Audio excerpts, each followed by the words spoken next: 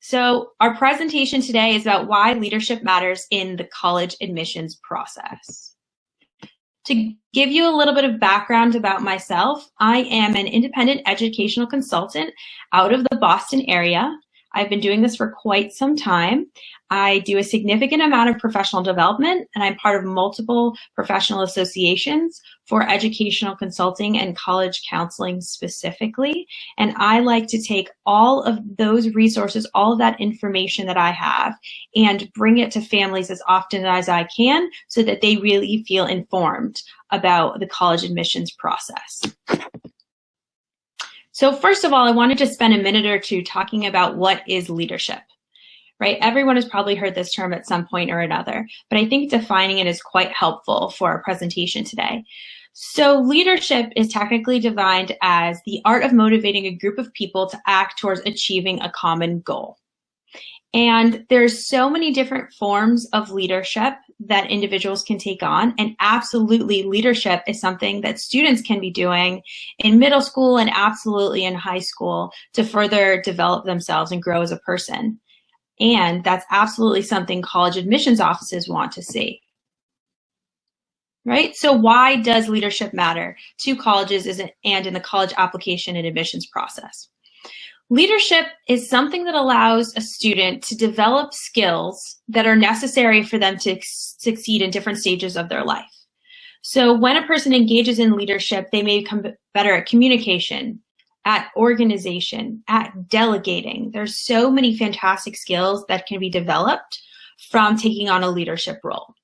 Colleges know that. They know that there are so many traits that someone gains from taking on some sort of leadership position that they love to see leadership on a student's application and on their resume because they feel like students can take those skills they learn in their leadership positions and translate them to the college community or the college campus.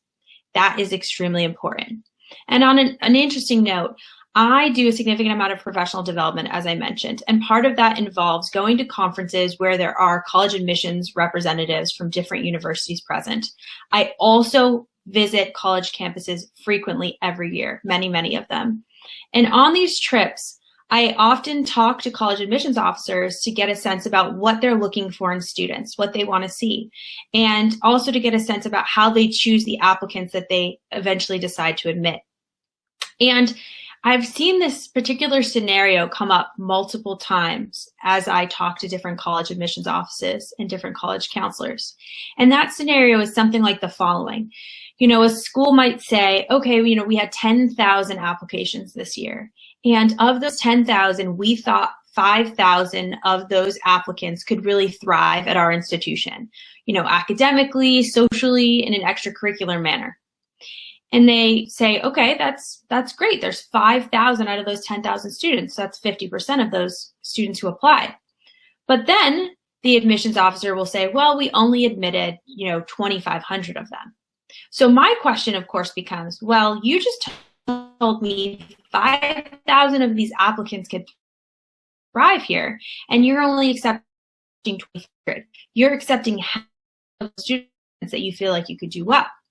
And we understand that part of that is, of course, because they only have so much space right on their campus. But how are they making that decision? What are they using to narrow down the list of applicants further to the ones they're actually going to? Things that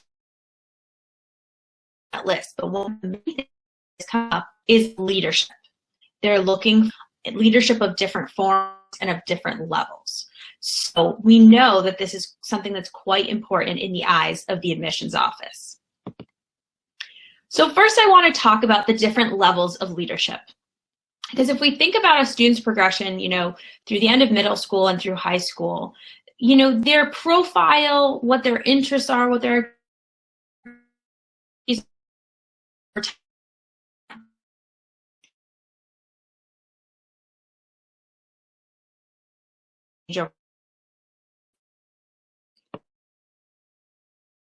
can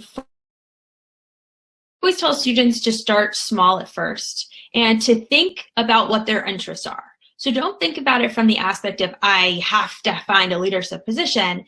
It's best to start from a place of, what am I really interested in, academically or extracurricularly, or from a community standpoint? Because if a student can find something they're interested in, they're much more likely to have passion for that thing, to become invested, and to be able to show leadership through that activity. So I like tell students to look at school clubs and organizations, or even departments in the town that they live in. So if I have a student who's interested in the environment and sustainability, maybe they have an environmental club at their school.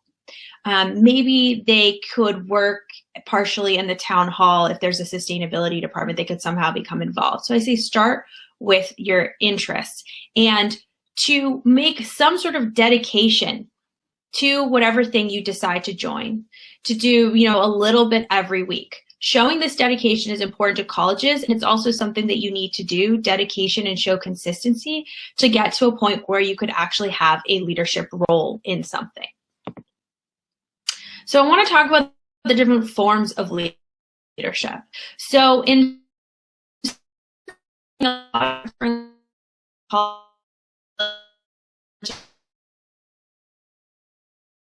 category for academics, this means that they are really, or even that they can help others. So examples of leadership in academics might be that a student applies for and is accepted into the National Honor Society if their school has that. Or maybe it's that they are elected as a peer tutor or a teaching assistant for their biology class. That's another way to show leadership in academics. There's also leadership generally in the school. This might be associated, for example, with the student government or a particular council that the school has. Leadership, different forms, being a member to a station, right? It's a group of, and being thoroughly to show leadership in the community, leadership in sports, or out of school, and that leadership may be something like captain of a particular team.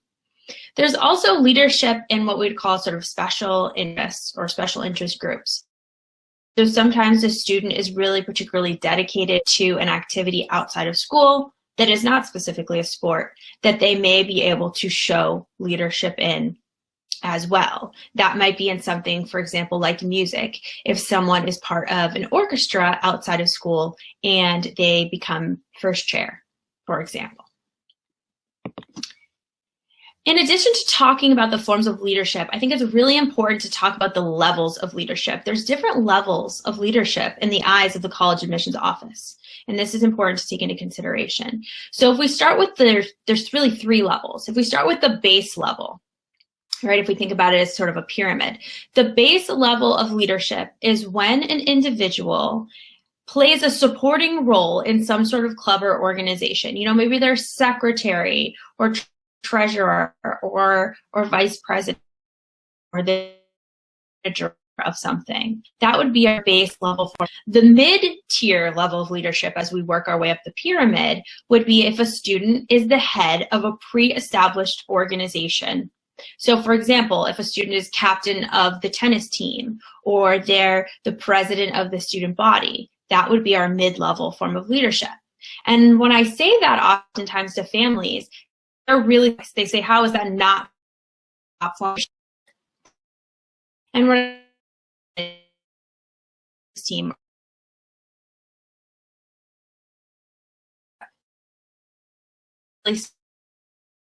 to but the reason it's the top form of leadership is it is in something that's pre-established. So if we take the example of being captain of the tennis team, there are thousands of tennis teams across the country, and many tennis teams actually have multiple captains. So colleges and universities recognize that although some level of work, of course, went into being elected captain of the tennis team, there are many people filling that position all across the country and even across the world for that matter. And we know that colleges are really picking up on this because you'll see that on certain forms of college applications, not only will they ask a student if they've had a leadership position, They will then ask that student if they were elected for that leadership position and if they share that leadership position with any other individual. So if they're captain, you know, are they co-captain? Are there 2 or 3 other captains on that team, right? So then, of course, the question really is, well, what's the top level, top of the pyramid, you know, from leadership? Students, them is form. Why? At 11, forced to organize themselves rather than pre-established organization. That's the top form of leadership. I'd like to remind these other levels of thinking, absolutely something to include on a student's, you know, college resume. It's good to have multiple forms of leadership over time and in different levels. But the ultimate level is when a student really organizes something themselves. So I want to talk about how students can achieve that top form of leadership. In my experience and all of the students that I've worked with over the years, I really think one of the best ways to show leadership, that top level, to college admissions offices is through a leadership project, right? So a leadership project is a student organizing something themselves and really acting as the head of that thing in order to show maturity and responsibility to a college admissions office. That's one of the main things they're doing by having a leadership project. And why do colleges want to see that?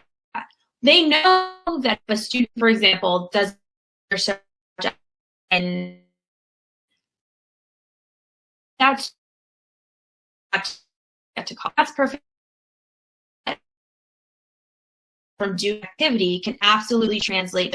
They might then go and start a club or organization on their campus as well when they get to college.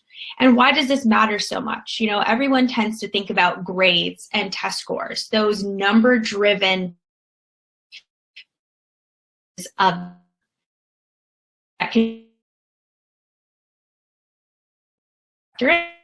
when reading deciding they're going to admit you can academically thrive at their institution, students they feel are going to be a part of a community. And they're really trying to create a group. They're trying to create a cohort, essentially, of individuals that are into this like sort of larger puzzle to, for example, create their freshman class, right? And leadership factors into that. They don't want students who are necessarily going to go to class and then spend the majority of the rest of their time, you know, in their dorm room. They want students who are going to get involved. And a leadership project and having that background skill from high school really shows that. And as I mentioned before, you know, leadership allows students to develop many types of skills beyond maturity and responsibility. A leadership project specifically can allow a student to develop very strong skills in forms of communication, written communication, right, verbal communication. In addition to that, leadership projects really allow students to develop strong organizational skills. And it allows students to really step outside their comfort zone oftentimes. Depending on what their leadership project is, it may involve, for example, developing a website. That student may not automatically have an interest in computer science. They may not have a background in creating a website or marketing their event if that's part of their leadership project. But they have to use and employ these skills in order to accomplish their project. It really lets them expand their skill set. And that is something that colleges are going to see.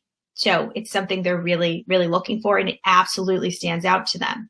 And I can say strongly that my students who have carried out leadership projects, which is pretty much something I have the majority of my students do at this point, students that do these projects are asked about these projects regularly in their college application project when, or their college application process when colleges and universities are made aware that they have done them. So I think something that's really important to think about, you know, when I say a leadership project is something to do is, well, great, well, how do I decide on a project? How do I figure out my topic? What could my project even possibly be on? Well, there are many possibilities. So I like to tell students that when you're thinking about developing a leadership project, You want to think about your interests. You want to think about potentially what you're passionate about. And the reason that's so important, because again, if you're going to take the time and energy to develop a project, you want to stay committed to it. If you don't have a strong interest in it, oftentimes you won't stay committed. You won't continue to do it, right? You don't want to do a leadership project just to check a box on your college application. You want to do it because you really have a high level of motivation for it. There are many different areas that a student can do a leadership project in. So it can absolutely be in an academic area. It can be tied to an extracurricular the student does. It can also be tied to community service, for example. There's many different categories. A lot of my students think that their leadership project has to be linked to something academic or what they think they may want to study in college. That's absolutely not the case. You can really go far beyond academic interest to find a passion that a student has and to develop a project around that. What I will say, when a student is thinking about topics for a leadership project, it's really important that they choose a topic that complements their profile. Their profile being, the different things about that student that a college and university is going to learn about on their application, from what classes they've taken to what other activities they've pursued over their time in high school, right? So ideally, a student is going to want to choose a topic that somehow ties in to something else in their resume. You're building a story for college, right? You are taking them through your journey. You want your things to connect together. So it's important your leadership project ties in to something else about your profile. And what I do tell students is sometimes your leadership project is a whole new idea, which is fantastic, but sometimes your leadership project can be an extension of a current activity, right? But that you have to take to a new level and organize yourself. So I think I talk about this in a little bit of a general sense to begin with, but I feel like it's really important to talk about some example projects to get a sense of what different students have worked on. I think it really creates a frame of reference for individuals when they're thinking about creating their own leadership project. So, for example, I had a student a few years ago that she's currently in college studying art and design. She really enjoyed visual arts. It's something she was really passionate about. She took art in school. She took art classes out of school. When she started working with me, she was actually already a junior in high school, right? So she didn't have that long technically before she was going to do her college applications. And what we realized in looking at her profiles, yes, she had a passion for art, visual art specifically, but she was also seemed to be lacking community service in her application, in her profile. And community service is absolutely something that colleges want to see. They want to see students engaged in giving back. They're hoping they're going to do that when they come to the college campus as well. So the idea that we generated for this student was that she could host an art show and an art appreciation night actually at her school. So what she organized was student artists from her school. She also invited local artists from the community, as well as actually art teachers from her school as well, to contribute pieces to an art show. They then got local businesses to donate different things for the event. They got them to donate rentals, they got them to donate food, and then they charged everyone a small amount for their tickets, and they took that money and they actually donated it to a local program that does art with students that wouldn't have the opportunity to engage in art classes or anything like that outside of school. And so at the event, what she also did was had a place where individuals who attended the art show could sign up to actually volunteer at this organization that was teaching art to students. And the event was extremely successful. Everyone loved it so much that they asked her if she would run it again in the spring. She ran it in the fall. So she agreed to, she was happy to do it. And when she ran it in the spring, they turned it into an entire art appreciation event. So in addition to having visual arts there, they invited dance groups, music groups that were associated with the school to come and perform and be a part of it. And it was very successful. So much so that they actually continue that event every year at the school, even after she's left. So that's one example of a type of project. I have another student who is recently graduated who was very passionate about marine biology. He is a very outdoors type of person. He spends time fishing. He spends time surfing. He's really engaged with the environment and not only preserving it, but also taking advantage of it. And what he decided to do was shark conservation. So he recognized that certain species of sharks he had learned over time were dwindling, were potentially in danger. And scientists really needed more data on the sharks to be able to figure out how to best help them and what they could do moving forward. But that's very time intensive work to collect information about, organisms that are living in the sea. So what he created is a whole shark conservation group where he trained fishermen who caught sharks, sometimes by accident, sometimes because that's what they were fishing for, to first of all do a complete catch and release program, which I think is fantastic. And then to how to tag the sharks and collect a little bit of data from them before releasing them back into the environment so that they could supply this information to researchers. And he set it up an entire group because in addition to having this educational component where he taught people how to tag and provided them with tags to tag the sharks and collect information, he also is a little bit creative and he designed swag, as he called it. He designed t-shirts to sell, and then they took the profits and they donated them to some of the local groups that were researching the sharks. Right? That didn't specifically tie to his academic interest and what he was going to study in college, but it was something he was really passionate about. So he became really involved. Another example of a project that I had a student do, I had a student, this was maybe 3 years ago at this point, who created an organization to inspire high school students to become more involved in STEM. So the background behind why he decided to do this, he felt like for students, there were school clubs associated with specific STEM topics, like there was a robotics club at his school, for example. And in addition to that, there were summer programs that a student could attend around different topics within STEM, like a coding camp, for example, or a biology course. What he felt was somewhat lacking was during the school year, for high school students, there didn't seem to be a lot of events or activities that students could engage in to learn more about what it was like to sort of have a career in STEM and what they'd be able to do with it in the future. So he organized a group of individuals from different high schools in the area. They were ambassadors, and they would come together virtually once a month to discuss events they could plan for other high school students in their region. And they would host an event basically once a quarter.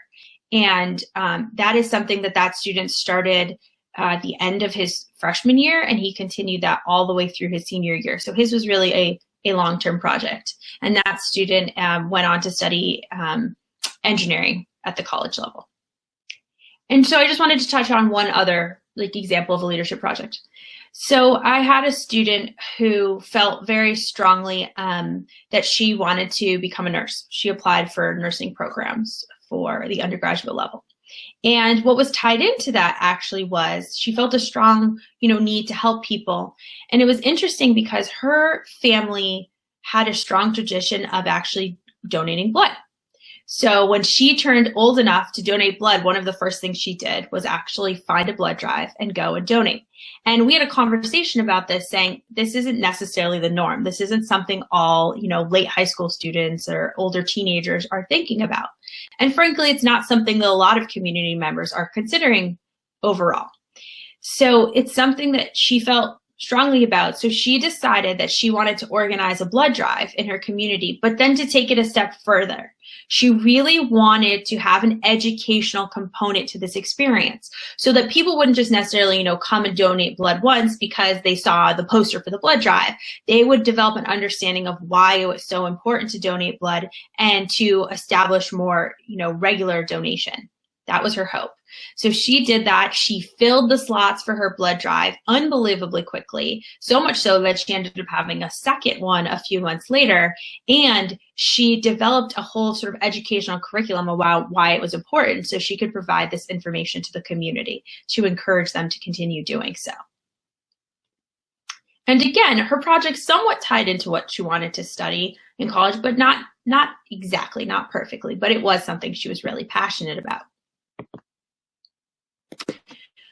So one thing I like to talk about when thinking about leadership projects is, now that I've given you some examples, considering the logistics of a project is quite important. There's different ways that leadership projects can run, and you can sort of see that based on the examples I gave. You can have sort of a one-time event. You know, my student initially thought she was going to do one art show, or you can have a reoccurring event. Granted, her event turned into reoccurring because now it happens over multiple years. You can also have an event that really spans a period of time because it turns into like more of a group or organization, like the Shark Conservation Group or the STEM Inspiration Organization. So deciding if you want to go more of the event route or if you want to establish a group that's going to exist for a longer period of time is something to consider. I really do think there are benefits to both of those, and it really depends on what's going to fit better for the topic and the goal that the student is setting forth for their leadership project. Something else to consider in the logistics of the project is how many other people are actually going to be involved. Yes, the student has to be the driving force behind the project. You know, I'll have students come to me and say, well, can I do a leadership project with my close friend? I encourage them to try to branch out on their own rather than to necessarily rely on other people in order to create their project. But at some stage, you may need others involved. So, for example, we were talking about the Shark Conservation Group or even the STEM Inspiration Organization. Both of those individuals needed other people to help convey the information, right, or to come up with ideas. So the ambassadors, for example, for the STEM Inspiration Organization. I think it's important to consider how many people that you're going to have involved in the project because that changes the logistics a little bit. But some projects you absolutely are going to need some level of outside assistance from others. And I think it's fine to have others involved as long as you're really spearheading it and you've set a strong framework for what's going to happen in the project. And the other main logistic that I tell students to take into account is their project going to somehow be associated with their school or not? So again, I think there's advantages and disadvantages to both of those. So I have some students who carry out a leadership project that is directly associated with their school, like the art show example that I gave you. I think the advantage is, first of all, sometimes you do have certain resources, like she was able to use the gym in her school as a place to hold the art show. And I do think sometimes because people will see you working on your project in the school, if you need others involved, it's a little bit easier to get individuals involved from your school community. However, I do think there's also advantages to doing a project that isn't directly associated with your school. The first reason for that is sometimes when my students develop leadership projects and they come up with their proposal of what they're going to do, and they think they're going to involve their school has a lot of what we call red tape. There's a lot of steps they need to take to get the project approved to happen at the school or to use the school space. And sometimes schools say no for various reasons, even though it's a really strong project. So that can be a little bit tricky. The other thing is sometimes when you involve your school, you're more limiting the community of people that are going to be involved, right? You may only draw people from, your town or even your one high school in your town. Whereas if it's not associated with your school, you could have people from various regions around you that are involved in the project. So I think logistics are something to take into consideration early once a student comes up with their project topic. Once a student has thought through their topic and has thought through the logistics to some extent, it's a really good idea to actually develop a project proposal. And a project proposal is really a document that a student can have, and one, they can use it as a point of reference, right? They can also use that project proposal to provide the information about their project to other individuals who may need to give approval or may need to be involved. So the project proposal should, one, clearly state the goal of the project, right? It should also include the logistics that we've discussed, as well as potentially, dates and times, for example, if it's going to be an event. Then when they create their proposal, for example, if it's something they do decide to do at their school, they can provide it to their guidance counselor or the headmaster or the principal of their school. So, why is this different? Why is this beneficial instead of just talking to someone in administration about what they want to do? It really shows a different level of maturity, responsibility, preparation, and organization that a student has undertaken if they create a project proposal. When they give it to that person, even if they verbally also, discuss the project, it feels like they've really done the work and they're very organized. And I think that can go a long way in getting something approved if you need something from your school. This also applies if you need something outside of your school. You might be doing a project, again, for example, where you need to bring in other students. Like my student who did the STEM Inspiration Organization and had ambassadors. He was able to provide a proposal to other students in other high schools, and they were like, wow, you've really thought about this. I think this is a great idea. It's easier for people to commit when you really put your best foot forward. So I think a project proposal is a great idea. And as I mentioned, this proposal can act as a guideline for you throughout the project, right? So you can also in it lay out sort of your schedule and your plan. And it's always something you have to go back to, which I think is great. So as I mentioned, having a plan in your project proposal, you oftentimes want to have a schedule and you want to think about how long your project is going to be, right? And how much preparation time you need versus how much time is actually needed to directly carry it out if it's an event or, maybe it's a series of events, for example. But when we think about the overall timeline, I get students all the time that ask me, well, when can I do a leadership project? It can really be started at any point in high school. Or even you can even start to think about the ideas as an 8th grade student and begin to carry it out in high school. But I would say that students want to begin no later than spring of junior year if they're going to do a leadership project. So really now is the time if there are students that are juniors. The reason behind that is planning takes a period of time, and actually then carrying out the project takes a period of time as well. So if a student begins by spring of their junior year, they have time to come up with the proposal and plan out the logistics, which, could take a month even, depending, maybe a little bit longer. And then they still have time to carry it out either at the end of their junior year or potentially in the summer, if it's an activity that would make sense in the summer, or at the latest, very early in fall of their senior year. And the reason we want it should have accomplished by then is because all of those skills that a student has developed in planning and carrying out their project, they want to be able to express them in their college applications. And college applications are being worked on in the summer before senior year and early in fall of senior year. So they want to make sure they have their project set up and completed or running by that time. That's really important.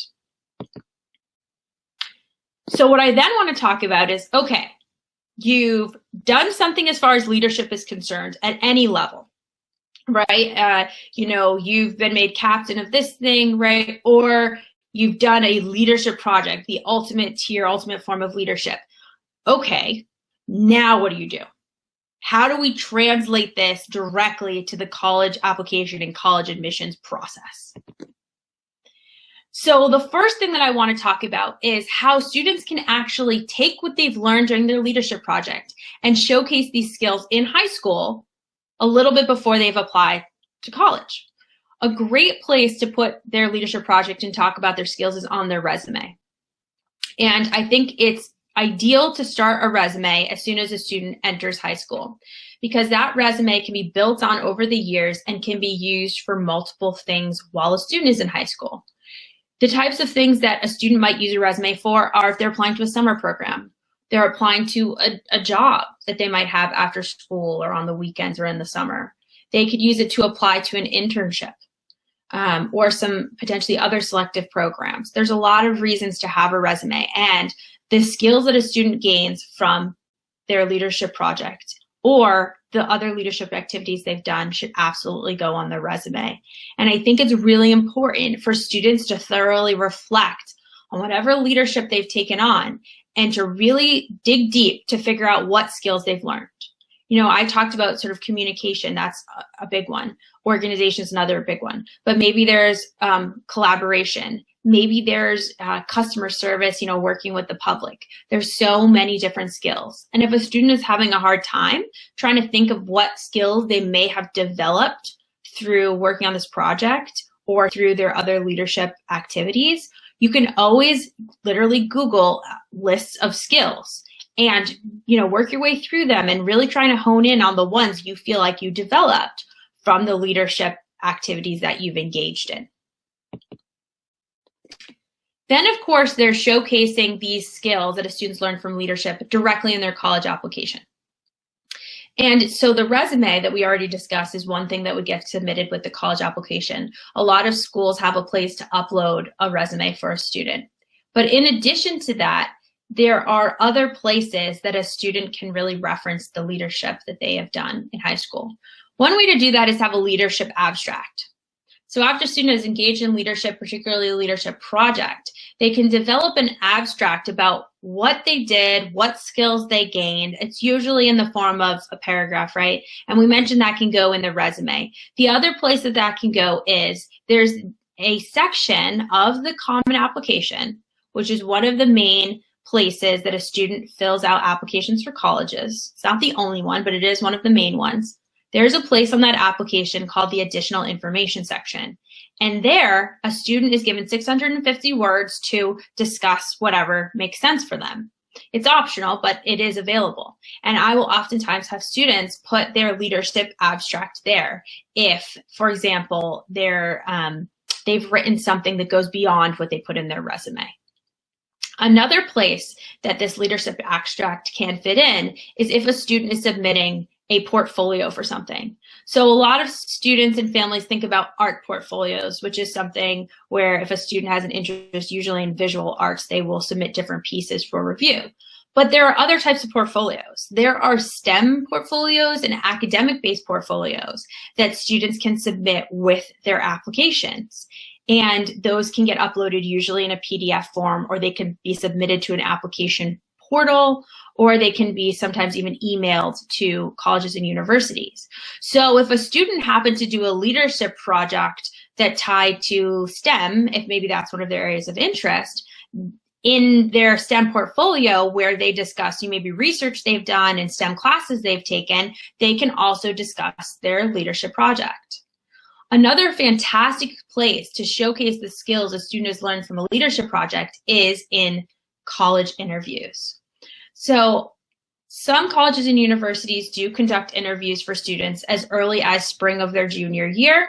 There could be online, they may be in person. In addition to that, there are schools that will conduct interviews in the summer and the fall of senior year, and then others who will do it after applications are submitted. But I can absolutely say that when my students have brought up their leadership projects in interviews, many of the interviewers are particularly interested in what they have to say, and they delve really deep with that student into their project. I had a student say to me, this was this past year, she was going for an interview, and in the email she received before the interviewer had said to her, be prepared to have about a 30-minute conversation with me when you come for your interview.